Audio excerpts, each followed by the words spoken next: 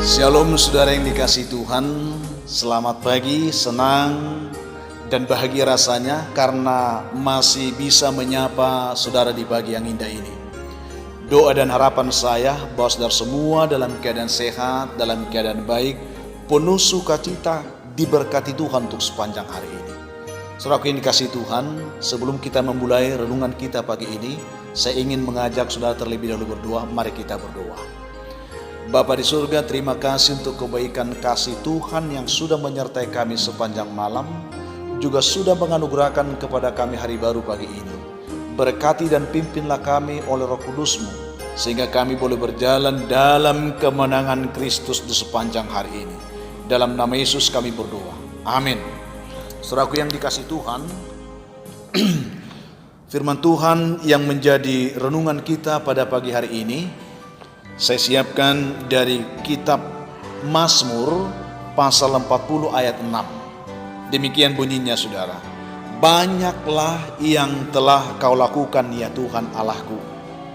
Perbuatanmu yang ajaib dan maksudmu untuk kami. Tidak ada yang dapat disejajarkan dengan engkau. Aku mau memberitakan dan mengatakannya, tetapi terlalu besar jumlahnya untuk dihitung. Itu yang akan kita renungkan pada pagi hari ini. Saudaraku yang dikasihi Tuhan, topik renungan kita pada pagi hari ini adalah Engkau adalah anakku. Itu yang akan kita renungkan saudara. Saudaraku yang dikasihi Tuhan, ada seorang anak yang begitu baik dan selalu rajin membantu orang tuanya. Dan kebetulan mereka juga memiliki seorang pembantu rumah tangga yang setiap bulannya si anak ini melihat bahwa orang tuanya itu selalu memberikan upah atau gaji kepada sang pembantu mereka itu saudara. Melihat situasi itu saudaraku, anak ini mulai berpikir dalam hatinya dan berkata, mengapa pembantu kami ini selalu diberi upah setiap bulannya, sementara aku juga rajin membantu ayah dan ibu, tidak pernah aku diberi gaji. Ayah dan ibuku ini sungguh tidak adil, katanya dalam hatinya saudara. Sehingga suatu ketika setelah ia melihat ibunya memberikan gaji kepada pembantu mereka itu, ia mulai berontak dalam hatinya. Lalu ia mengambil saudara secari kertas dan ia mulai menulis sepucuk surat kepada ibunya di dalam kertas itu. Dia katakan, ibu, mengapa Mbok Item tiap bulan menerima upah, ya, menerima gaji dari ibu, sementara saya tidak? Dia katakan, saya juga kan berbuat baik membantu ibu, banyak yang aku lakukan membantu ibu sepanjang bulan ini. Kok aku tidak diberikan upah? Saya akan buat perhitungan dengan ibu, dan ibu harus membayarkan upahku juga sama seperti Mbok Item itu. Karena waktu hari Senin itu, ibu menyuruhku membeli garam ke warung. Aku butuh upah 2.000. Hari Selasa, aku menyemir sepatu ayah sebelum ia berangkat kerja. Aku butuh upah 2.000. Hari Rabu aku mencuci piring, upahku 2.000. Hari Kamis aku membersihkan kamar mandi, upahku 2.000. Hari Jumat aku menyapu halaman, upahku 2.000. Dan hari Sabtu ibu menyuruhku membeli sampo ke warung, upahku 2.000. Jadi ibu, upahku seminggu ini harus ibu kasih 12.000, bayar kontan sekarang juga. Demikian dibuat di dalam suratnya itu tertanda anakmu.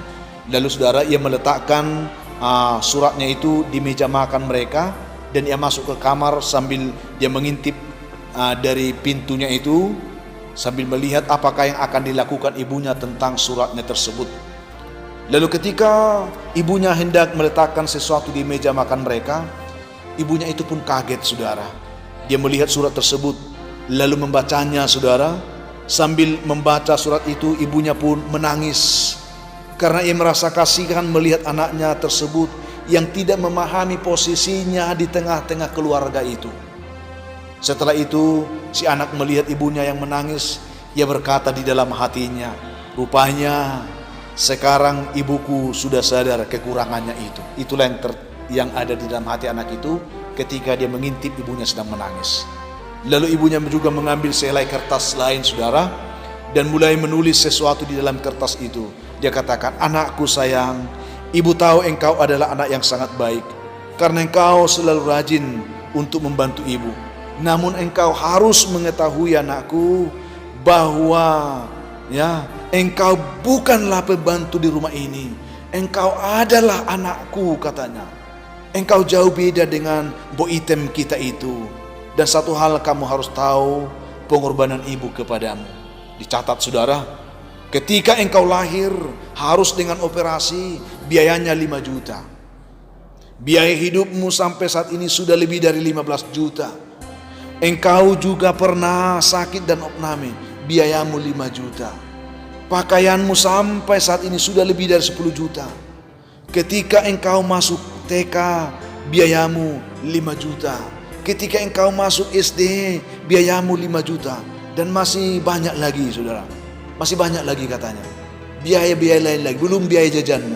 Hanya ini saja sudah 45 juta. Dikatakan, saudara. Itu yang dikatakan. Namun itu pun tidak perlu engkau harus bayar itu kepada ibu, karena engkau adalah anakku. Itulah yang dibuat di dalam suratnya itu. Lalu surat itu pun diletakkan kembali di atas meja itu. Melihat itu, saudara, setelah ibu meletakkan, lalu pergi si anak cepat mengambil surat itu dengan begitu bersemangat. Lalu dia mulai membacanya, karena berpikir, saudara, ia akan segera mendapatkan upahnya. Namun, saudara, setelah ia membaca semua isi surat itu, ia pun tiba-tiba menangis dengan sangat keras. Karena saat itu dia disadarkan bahwa memang benar ia tidak sama dengan pembantu yang ada di rumah mereka itu. Dan ia sadar dan mulai mengetahui bahwa ternyata sudah terlalu banyak yang dilakukan oleh ayah ibunya kepadanya dibanding dengan apa yang telah ia perbuat kepada orang tuanya tersebut. Dia sadar, saudara. Lalu setelah itu ia pun berlari mencari ibunya, dan sambil menangis ia memeluk dan meminta maaf kepada ibunya sambil berkata, "Maafkan aku, ibu. Aku sudah salah menilai ibu selama ini." Demikian, saudara. Saudara yang dikasihi Tuhan, itu hanya sebuah kisah kecil yang menggambarkan kehidupan kita sebagai orang percaya. Betapa sering kita berperilaku seperti anak ini kepada Tuhan. Kita selalu mengandalkan perbuatan-perbuatan kita.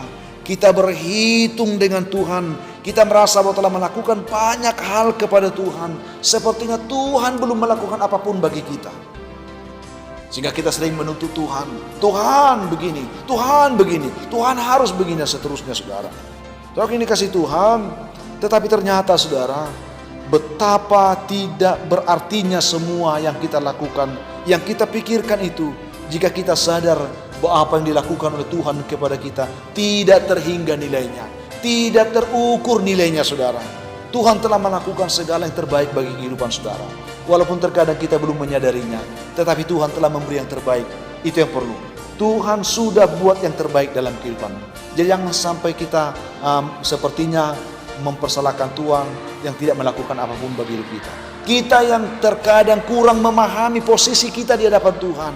Seperti yang dikatakan oleh ibu ini, engkau bukan pembantu di hadapan Tuhan, engkau adalah anaknya. Tuhan Yesus katakan, saudara, bahwa semua orang percaya kepada Tuhan yang menerimanya diberi kuasa supaya menjadi anak-anak Allah. Sehingga harus tahu status ini dulu, saudara. Engkau adalah anak-anak Allah, saudara. Kita semua adalah anak-anak Tuhan. Yang pastinya sebagai anak Tuhan pasti akan memperhatikan kehidupan kita. Tuhan selalu peduli dengan kita. Tuhan pasti buat yang terbaik bagi kita, saudara. Itu sebab pemazmur dalam pembacaan kita hari ini mengatakan, betapa banyaknya yang telah kau lakukan ya Tuhan Allahku. Perbuatanmu yang ajaib, katakan. Dan maksudmu untuk kami tidak dapat disejajarkan dengan engkau. Aku mau, dikatakan di sini, saudara, memberitahukan dan mengatakannya, tetapi terlalu besar jumlahnya untuk dihitung, saudara. Kesadaran seperti inilah yang dituntut Tuhan untuk selalu membuat kita bersyukur. Sehingga seperti pemazmur katakan, kecaplah dan lihatlah betapa baiknya Tuhan itu. Berbahagialah orang berlindung kepadanya. Itu yang kita dapatkan pada pagi hari ini, saudara.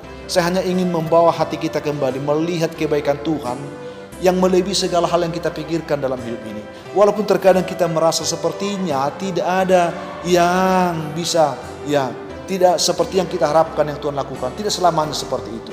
Terkadang bukan yang kita pikirkan itu yang dilakukan Tuhan, tetapi apapun yang dilakukan Tuhan bagi kita, pastilah itulah yang terbaik dalam kehidupan saudara hari ini. Jadi jangan sampai kita merasa Tuhan belum berbuat apa-apa, ya. Itu artinya saya dan saudara, kita semua belum mengetahui posisi kita di hadapan Tuhan. Kita adalah anak-anaknya. Sebagai anak, kita adalah pewaris dari semua harta kekayaan kerajaan Allah, juga menjadi warisan kita. Oleh karena itu yang terbaik yang kita harapkan dari Tuhan hari ini, sebagai anak, engkau dan saya, kita semua pasti akan menerima yang terbaik dari Tuhan Allah Bapa kita. Itu yang menjadi renungan kita saudara. Diteguhkanlah iman kita untuk tetap mau bersyukur atas apapun yang Tuhan buat dalam hidup kita hari ini. Kita berdoa saudara. Tuhan Yesus, terima kasih untuk kebaikan-Mu yang menyapa kami pagi hari ini. Kami adalah anak-anak-Mu. Kami bukanlah pembantu. Kami adalah anak-Mu Tuhan. Segala yang terbaik telah Tuhan buat bagi kami. Engkau telah menebus kami. Engkau telah menyelamatkan kami. Dan Engkau telah menuntun hidup kami, memberi segala keperluan hidup kami. Tuhan, ajari kami menghitung kebaikan-Mu, supaya kami senantiasa dapat bersyukur dan memuliakan Engkau. Berkatilah umat-Mu yang mendengarkan renungan ini. Yang lemah Tuhan kuatkan. Yang dalam pergumulan berat Tuhan berikan kelegaan. Yang putus asa beri pengharapan. Dan juga hamba doakan anak-anak-Mu yang sedang bergumul dalam sakit penyakit, dimanapun, di rumah atau di rumah sakit, atau penyakit apapun, baik terpapar oleh virus corona yang saat ini sedang marak. Hamba doakan mereka, ulurkan tangan-Mu dengan kasih Tuhan, biarlah mereka ditolong disembuhkan hari ini. Juga hamba doakan anak-anak-Mu Tuhan yang terikat dengan kuasa gelap.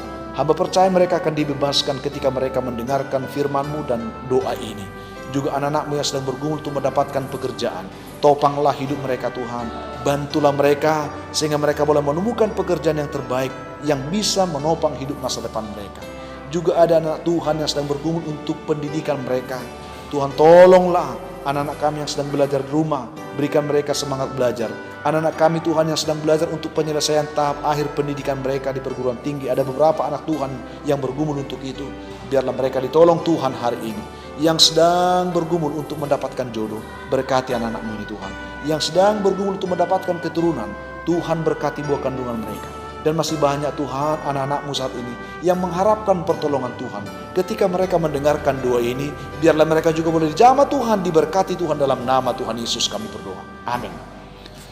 Saudaraku yang dikasihi Tuhan, apapun keadaan hidup yang mungkin akan saudara hadapi hari ini, saya hanya ingin katakan, tetaplah saudara semangat, jadilah kuat, bersukacitalah senantiasa, dan mengucap syukurlah atas segala sesuatu.